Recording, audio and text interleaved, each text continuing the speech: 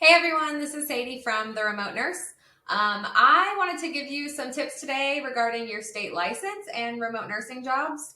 So there are 3 tips for this. A lot of people think when you get a remote nursing job or you're looking for one, it doesn't really matter which state, or they get so pinpointed into there's no remote jobs in my city. So there's a lot of weird nuances with the location and your state license and how those kind of intertwine to affect remote nursing jobs in your job hunt.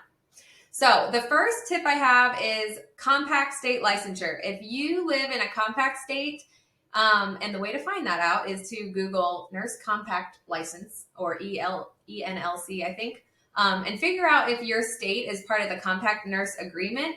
There are 36 plus states that are part of this, and what that means is that if you are in one of those states and you have a compact license, then that means you're able to see patients and perform services as a nurse in any of those other states, which bodes really well for remote nursing jobs because for companies, this is a good investment in personnel because one nurse can see all kinds of patients rather than this nurse can only see patients in one state and then they have to hire 36 nurses for that. They can just hire one compact state nurse. So I hope that makes sense. The way to find out is to go to the Nurse Compact Licensure website and see if your state is actively part of the Compact Nurse Agreement or Compact States. Once you figure that out, if it is, then you can just go to your Board of Nursing and apply to upgrade to the Compact license. So, for example, if you live in Florida and you have just a Florida state license, that's awesome. But you can only see patients in Florida. So right now, you could go to the Board of Nursing website and apply to upgrade to a compact agreement. And then after that, you can see patients in 36 plus states and make yourself a lot more marketable for remote nursing jobs. I think it's at least for Florida a couple of years ago, it was like $100 and some fingerprints, and that was it. So that is the number one tip I would do if you do live in a compact state.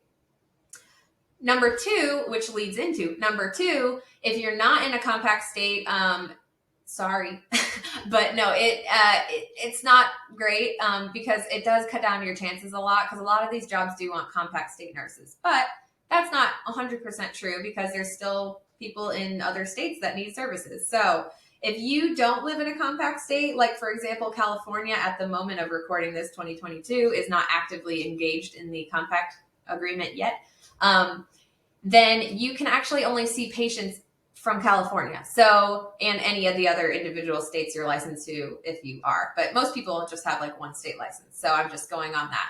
If you're a California nurse, you have a California license, then you can kind of only see California patients or perform services in California. So I would look at remote jobs that are offered in California. One, specifically for California, it's high cost of living. So you're probably guaranteed to get a higher rate for jobs that are based in California. Just a side note for that.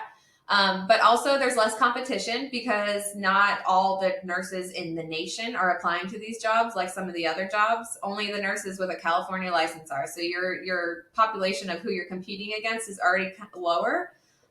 So that can help a lot. And yeah. So the third thing with that, for all people, whether you're in a compact or non-compact state, is there are jobs that you can apply to that are open nationwide. So either it's a service that doesn't necessarily confine to the certain state license requirements for patient interaction, or it's a company or service that provides services to all 50 states where they need nurses licensed to practice in all 50 states or, individual states. So they'll hire a compact nurse and then maybe they'll hire a California nurse, a New York nurse, stuff like that. So that's the other thing I would look into. Once you've exhausted all other resources, then look into those nationwide jobs. I say that because, again, the nationwide jobs are really competitive. So basically focus on your individual state first, whether you're compact or not. Focus on your individual state first. You'll have less competition.